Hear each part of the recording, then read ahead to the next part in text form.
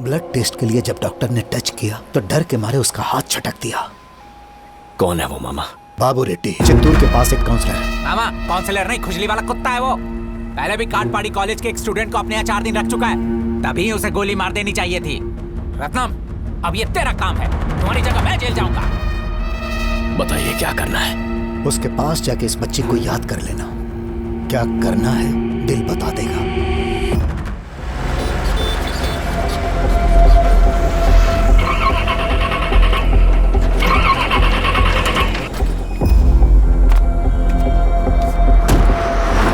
क्या हुआ भैया? वैन खराब हो गई है शायद। तो अब क्या होगा? मैं कोई गाड़ी रोकता हूँ, तुम उसमें चली जाना। आगे आ जाओ। भाई, हमारी वैन खराब हो गई है, इस बच्ची को घर छोड़ देंगे क्या?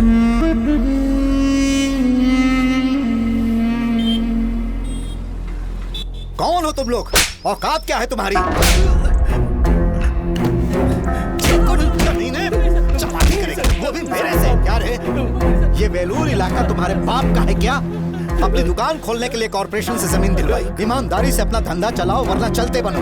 रात के अंधेरे में चुपके से मटेरियल ले आए और घर बनाना शुरू किया। खाल खींच लूंगा।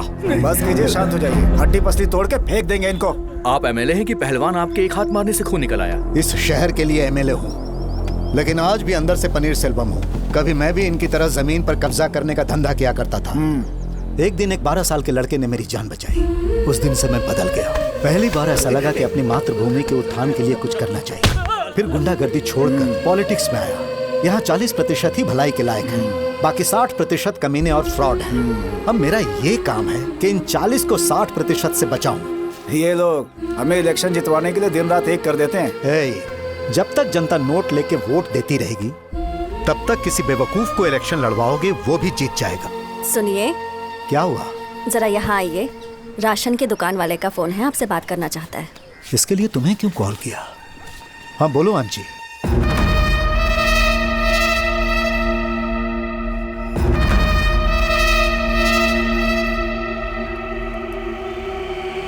रत्नम, सीएमसी हॉस्पिटल जा रहा हूँ, जल्दी से पहुँच। क्यों?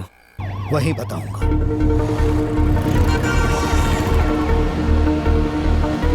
उसे अच्छे स्कूल में पढ़ाना चाहता था, इसने घर से क्या बात है? दूर क्या एडमिशन हुआ? करवाया। उधर देख।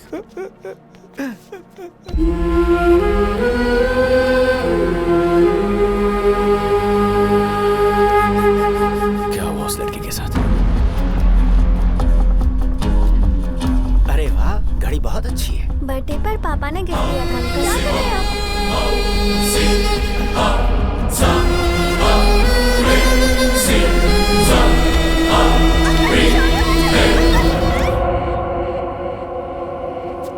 ब्लड टेस्ट के लिए जब डॉक्टर ने टच किया तो डर के मारे उसका हाथ छटक दिया।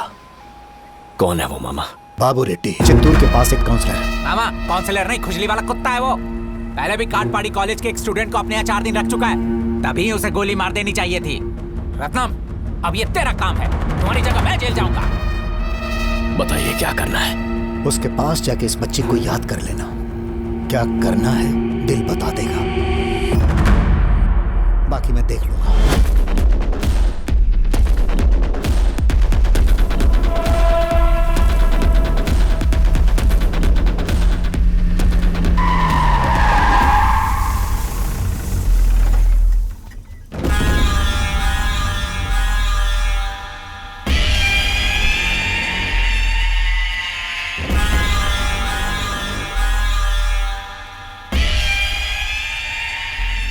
उसे पास मत आने देना। ठीक है भाई।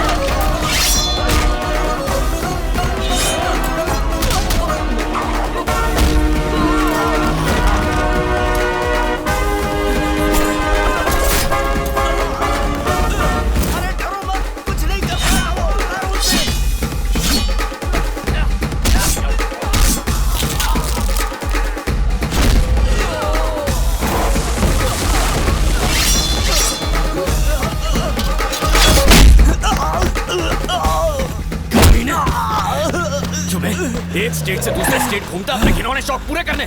ठरकी पुट्ठे, तेरे शहर में कोठे नहीं थे जो बाहर मुंह मारने गया था, वहीं चला जाता। लेकिन अपनी प्यास बुझाने तूने उस बच्ची पे हाथ डाला। तेरी बेटी की उम्र की थी वो। बहुत हिम्मत है तुझमें जो दिन दहाड़े ऐसा कांड किया।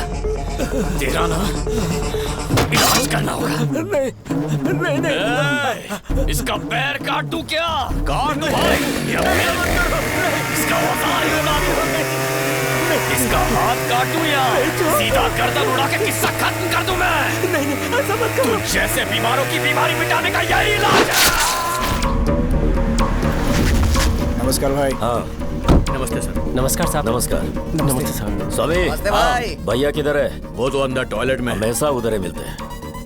भैया सवेरे रेनू गुंटा से रजिस्ट्रार का फोन आया है। मैटर का है? वो जो आरब कोनम में हमने जमीन छीनी थी ना, वो तुरंत रजिस्ट्री करवाना होगा। जमीने को इतना जल्दी का पड़ा? सर्वे नंबर की कीमत बदलने वाली है भैया।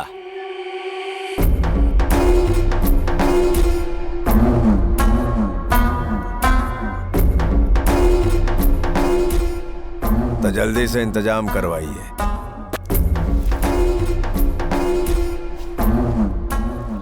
भैया विजयवाड़ा से मैडम का फोन आया था। आपकी बेटी फ्रेंड्स के साथ सिंगापुर घूमना चाहती है। टिकट्स बुक करने के लिए बोला भैया। ठीक है भैया। सुबह बोलो भैया। बिल्डिंगिया का काम कैसे चल रहा है? बस 10 दिन में हो जाएगा भैया।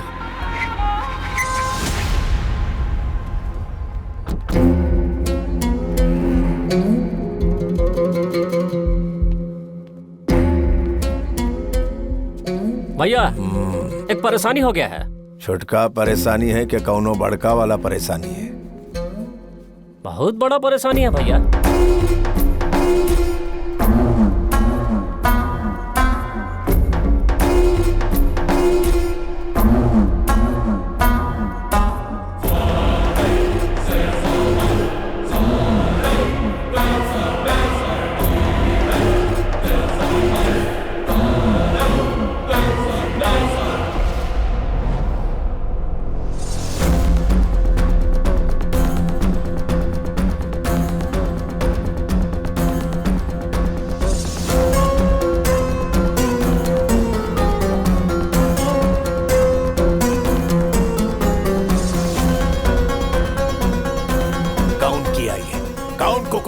गड़बड़ सर्वेयर बुलाओ उसको। इतना गर्मी है, कार के एसी में बैठे। खामोश।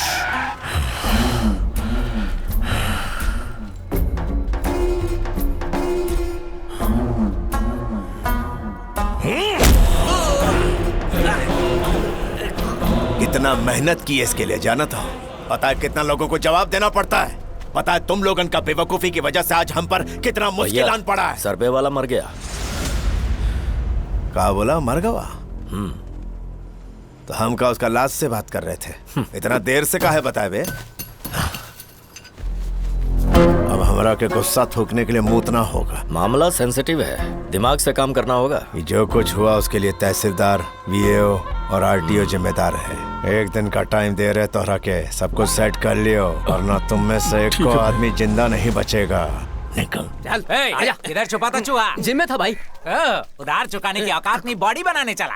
आजा पहलवान। बिना किसी कागज के बैंक तेरे को लोन देती क्या? सेठ से पैसा लेता तो बीवी के जेवर रख लेता। हमारे आदमी ने बिना पढ़ाई लिखाई के तुझे ब्याज पे पैसा दिया और तू बिल में जाके छूट गया। आने बे। कानून अपने हाथ में लेता है तू। पहले जरा कोई नया रंग रूट है क्या? जाके हुल देता हूँ। मैंने तुझे पहले भी कहीं देखा है। तेरी माँ वेलोर के मार्केट में धंधा करती थी ना? तू उसी लोग नाई का बेटा है ना जो धंधा करते हुए पकड़ी गई। क्या बोला? इसकी हिम्मत कैसे हुई?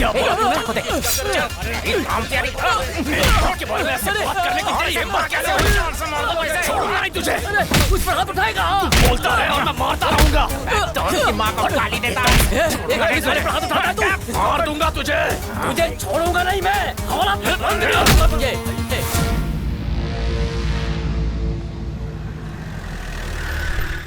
रत्नम तू इधर ही रुक। ठीक है मामा।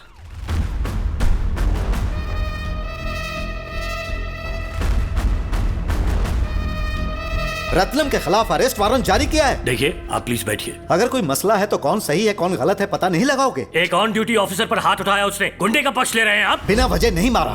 पुलिस वाले ने उसकी माँ को गाली दी। क्या कनन सर, आपकी बेटी ने घर से भागकर शादी की, कोई आपकी बेटी के बारे में उल्टा सीधा बोलेगा तो गुस्सा नहीं आएगा? अरेस्ट करके 3rd डिग्री नहीं दोगे? किसी को भी गुस्सा आ जाता। वो डिपार्टमेंट को परिवार की तरह मानता है, सबको भैया, दीदी, अंकल, दादा कह के बुलाता है। कईयों ने उसके साथ बैठकर मेरे बार में शराब पी है, और आज गुस्से में आकर एक बार उसने हाथ क्या उठाया, अब सब पुराने रिश्ते भूलकर भरी हुई बंदूक की तरफ फायर होने को तैयार हो गए। अपने एमएलए का पावर इस्तेमाल करके अपने आदमियों को छोड़ने के लिए कभी कहा? एक को छुड़वाया तो उसके बदले दूसरे को पकड़वाया। जाइए, वो अभी बाहर खड़ा है, तो जाइए उसे अरेस्ट करके अंदर कीजिए। लेकिन मैं भी चुप नहीं बैठूंगा सर। वेलूर का आधा क्राइम कंट्रोल आपकी जगह रत्नम करता है। पुलिस और गुंडों के बीच अगर तालमेल होगा तो ही यहां शांति होगी, ये याद रखना। कमीने की हिम्मत कैसे हुई हमें उल्टा सीधा बोलने की? उसकी मुंडी काट के फुटबॉल खेलना चाहिए। जाने दे। हाँ? उसने वही कहा जो उसे बताया गया था। बात समझा नहीं? पता नहीं कहां से आई, पर मेरी माँ इस जगह आकर रहने लगी। मेहनत से उसने मार्केट में अपनी जगह बनाई। इंसान नहीं देवी थी। फिर एक कोठा चलाने वाले की नजर मेरी माँ पर पड़ गई। उसके 5 साल के बेटे को उठा लिया, ब्लैकमेल करके उसे मर्दों के साथ सुलाया। किसी तरह अपनी इज्जत बचाकर खुददारी के साथ जीने की कोशिश की माँ ने। फिर एक दिन वहां पुलिस की रेड पड़ी, औरों के साथ उस देवी को भी उठा ले गई पुलिस।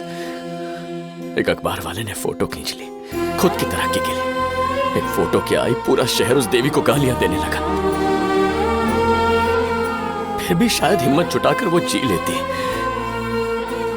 लेकिन अपने बेटे के सामने वो इस तरह खुद को जलील होता नहीं देख पाए।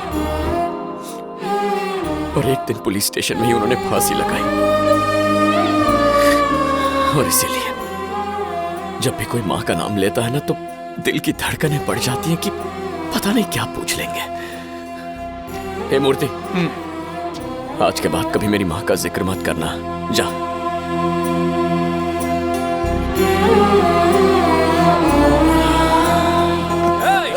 ठीक से पी लो या ठीक से ही रो लो। अरे शमशान से आ रहे हो क्या? 50 की उम्र में अपनी 80 साल की माँ को खो दिया। उसका क्रियाक्रम करने के बाद ये कार्यक्रम कर रहा हूँ ताकि उन्हें भुला सकूं। 5 साल की उम्र में अनाथ होकर रोया तो हाफ सेंचुरी पार करके भी मगरमच्छ के आंसू बहा रहा है। माँ तो माँ होती है।